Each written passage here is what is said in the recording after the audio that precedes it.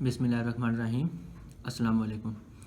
बच्चों, last lecture में हम डिस्कस कर रहे थे कुछ नेचुरल साइकिल्स जो हैं डिफरेंट एलिमेंट्स के, जो कि बहुत ही इम्पोर्टेंट एलिमेंट्स हैं एटमॉस्फेयर के अंदर या सॉइल के अंदर, और जिनकी जो मिकदार है, जिनकी जो क्वांटिटी है, उसका बैलेंस होना, मतलब कि जैसे जैसे वो साथ साथ यूज़ हो रहे हैं उसी तरह उनकी जो रीजनरेशन है वो कैसे प्रोड्यूस हो रहे हैं और कहाँ कहाँ से वो प्रोड्यूस हो रहे हैं, इन सब चीज़ों को डिस्कस हम कर रहे थे।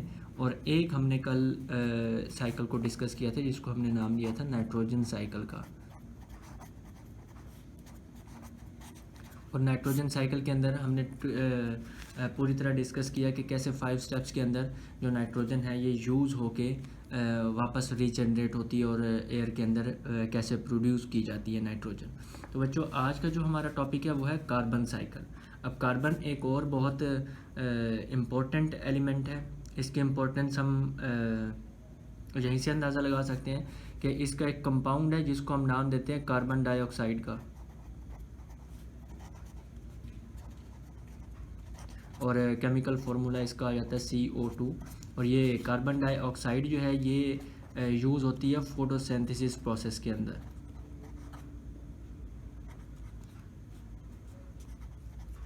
और ये जो फोटोसिंथेसिस प्रोसेस है ये असल में फूड मेकिंग प्रोसेस है प्लांट्स के अंदर। और ये फूड मेकिंग प्रोसेस ये हम पहले डिस्कस कर चुके हैं कितना इम्पोर्टेंट है कि अगर ये फूड मेकिंग प्रोसेस किसी भी वजह से स्टॉप हो जाता है प्लांट के अंदर, किसी भी एक प्लांट के अंदर, तो वो अपनी जो खुराक है वो तैयार नहीं कर सकता।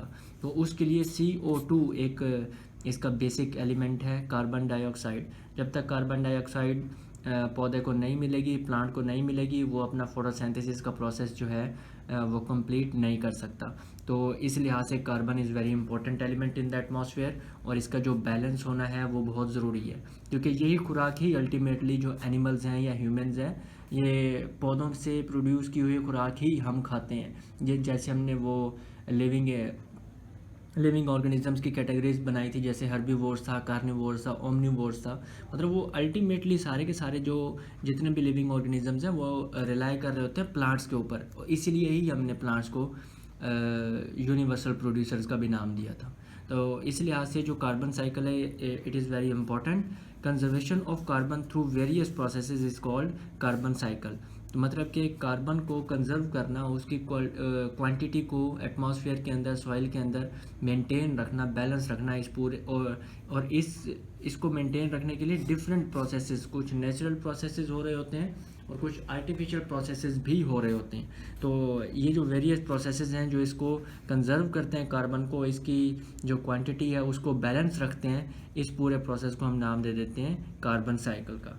Carbon cycle is very important carbon is very important element in the atmosphere. इसकी इंपॉर्टेंस हम पहले डिस्कस कर चुके हैं कि फोटोसिंथेसिस प्रोसेस के अंदर कार्बन का एक कंपाउंड जिसको हम कार्बन डाइऑक्साइड, जिसको हमने कहा CO2, ये यूज़ होता है फोटोसिंथेसिस प्रोसेस के अंदर, जिससे जो पौधे हैं वो अपनी खुराक तैयार करते हैं। In the atmosphere carbon is present in the form of carbon dioxide CO2, जो कि पौधे एब्जॉर्ब करके फोटोसिंथेसिस का प्रोसेस कंप्लीट करते हैं।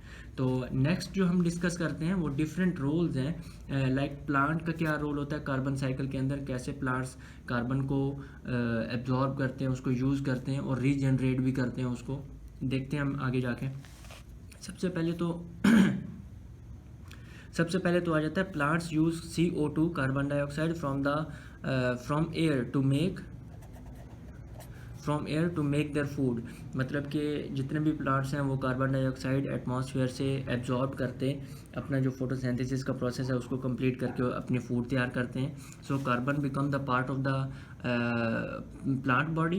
तो ये जो कार्बन एब्जॉर्ब करते हैं ये उसी प्लांट की बॉडी का एक हिस्सा बन जाता है, और जब कोई भी एनिमल या दूसरे ऑर्गेनिज्म जो है इस प्लांट को खाते हैं, इसको यूज़ करते हैं एज अ फूड, तो उनकी बॉडी का भी हिस्सा बन जाता है। मतलब कि इनडायरेक्टली हमारी ह्यूमन बॉडी जो है या कोई भी एनिमल है उसकी जो बॉडी है उसके अंदर भी कार्बन के कुछ एलिमेंट्स होते हैं, और वो थ्रू जो प्लांट्स वगैरह हम खाते हैं उनके ज़रिए हमारे अंदर एंटर होते हैं, हमारे अंदर दाखिल होते हैं।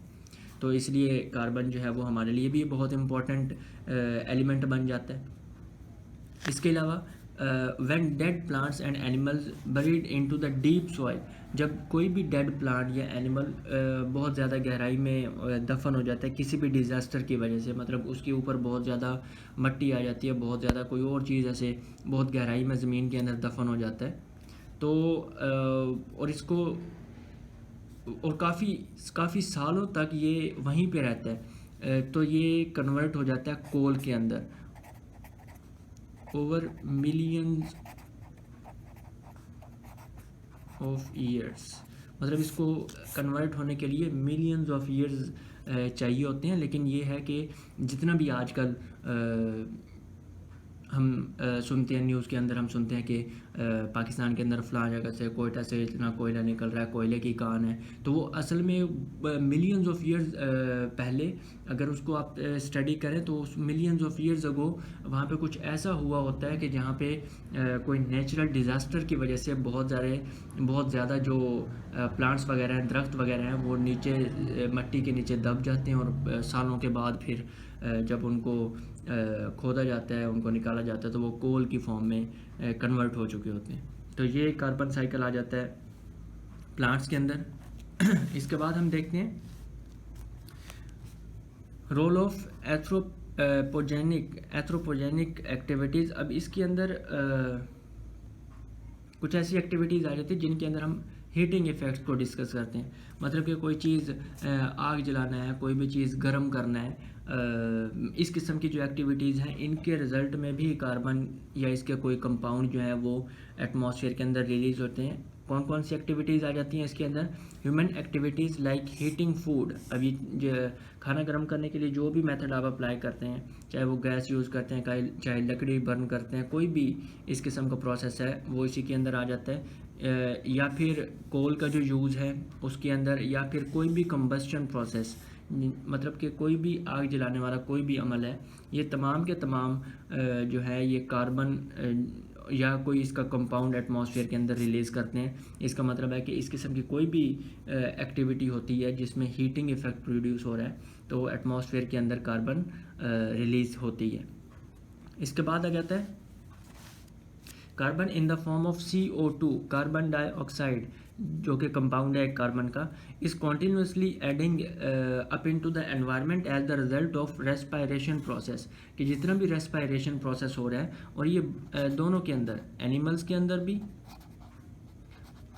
और प्लांट्स के अंदर भी, दोनों के अंदर जो रेस्पायरेशन हो रही है, दोनों जो एनिमल्स हैं और प्लांट्स हैं, दोनों रेस्पायरेशन के प्रोसेस के अंदर रिलीज़ करते हैं carbon dioxide CO2 in the atmosphere. तो मतलब जो हम रेस्पायर कर रहे हैं, सांस ले रहे हैं, इसी तरह जो पौधों के अंदर रेस्पायरेशन होती है, दोनों के रिजल्ट में कार्बन डाइऑक्साइड जो है वो एयर के अंदर रिलीज़ होती है। तो ये भी इसी किस्म की एक्टिविटीज़ के अंदर आ जाता है। इसके बाद लास्ट पे आ जाता है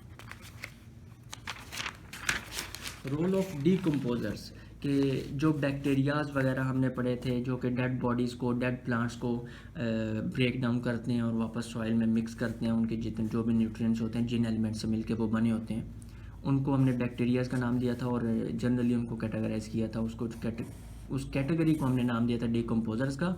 और बैक्टीरिया और फंजी जो हैं ये इसकी एग्जाम्पल के तौर पे कुछ ऑर्गेनिजम्स हैं। Decomposers break down the dead bodies of plants and animals, मतलब जो dead plants and dead animals हैं उनकी बॉडी को ब्रेक डाउन करते हैं, और उनके एलिमेंट्स को, जैसे कि हम पहले डिस्कस कर चुके हैं कि प्लांट्स के अंदर भी कार्बन होता है और एनिमल्स के अंदर भी कार्बन होता है, क्योंकि एनिमल्स जो हैं वो डायरेक्टली और इनडायरेक्टली प्लांट्स को एज अ फूड यूज़ करते हैं। तो इन दोनों के अंदर कार्बन होता है। तो जब इनको रिड्यूस किया जाता है, जब इनको डिकम्पोज होती है इनकी बॉडी, तो वो जो कार्बन है वो सॉइल के अंदर मिक्स हो जाता है। सॉइल के अंदर से वो फिर अगर कार्बन डाइऑक्साइड गैस की फॉर्म में है तो एनवायरनमेंट के अंदर मिक्स हो सकता है, वरना वो मिट्टी के अंदर या ज़मीन के अंदर मिक्स हो जाता है। तो मतलब जो डीकम्पोजर्स हैं, इनकी जो डीकम्पोजिशन प्रोसेस है, इसके रिज़ल्ट में भी जो कार्बन है, ये कार्बन के कोई कंपाउंड्स हो सकते हैं, जैसे कि कार्बन डाइऑक्साइड है, ये बन के एनवायरनमेंट के अंदर या सॉइल के अंदर मिक्स हो जाता है। तो ये लास्ट स्टेप था जिसके अंदर ये कार्बन या कार्बन के कंपाउंड्स जो हैं वो बन रहे होते हैं, एनवायरनमेंट के अंदर ऐड अप हो रहे होते हैं। तो बच्चों ये था आज का हमारा टॉपिक कार्बन साइकिल से रिलेटेड, और इसी के साथ ही हमारा ये वाला चैप्टर कंप्लीट हो जाता है। इसमें अगर आपको कोई क्वेश्चन है तो वो आप पूछ सकते हैं। इंशाल्लाह नेक्स्ट लेक्चर में हम नेक्स्ट चैप्टर स्टार्ट करेंगे। अल्लाह हाफ़िज़।